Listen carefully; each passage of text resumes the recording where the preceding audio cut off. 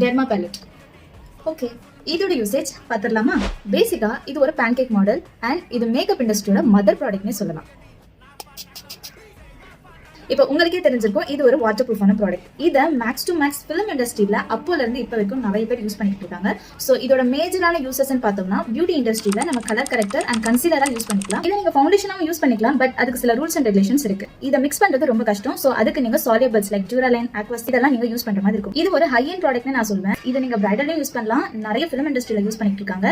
And இது உங்களோட scars and tattoos கூட மறைக்கும். இது ஸ்வெட் ப்ரூஃப், வாட்டர் ப்ரூஃப், எல்லா ப்ரூஃபான ப்ராடக்ட். டெர்மா ப்ராடக்ட்டோட கன்சிஸ்டன்சி ரொம்ப ஹெவியா இருக்கிறதுனால இதை நீங்க ஒரு ட்ரை ஸ்கின்க்கு யூஸ் பண்ண முடியாது. ஒரு ஆயிலி ஸ்கின்க்கு கொடுத்தீங்கன்னா உங்களுக்கு ஹை எண்டான கவரேஜ் கிடைக்கும். இதுவே நீங்க ஒரு ட்ரை ஸ்கின்க்கு யூஸ் பண்றீங்கன்னா உங்களோட மேக்கப் பேச்சியா ஃபிளேக்கியா ஃபீல் ஆகும். நீங்க ஒரு பிரைடல் மேக்கப் ஆர்டிஸ்டா இருக்கீங்க அப்படின்னா கிரைலானோட சென்னை 2 அண்ட் பெங்களூர் இந்த 2 பேலட்டையும் ட்ரை பண்ணி பாருங்க. உங்களுக்கு எல்லா ஷேட்ஸுமே அது கிடைச்சிடும். டெர்மாவோட எந்த ஷேட்ஸ் எந்த பிரைடல் டோனுக்கு சூட் ஆகும்னு உங்களுக்கு தெரியுமா? மறக்காம டிஸ்கிரிப்ஷனை செக் பண்ணி பாருங்க. அண்ட் இதே மாதிரி நிறைய டவுட்ஸ் இருந்தா என்கிட்ட கேளுங்க, நான் சொல்லித்தரேன்.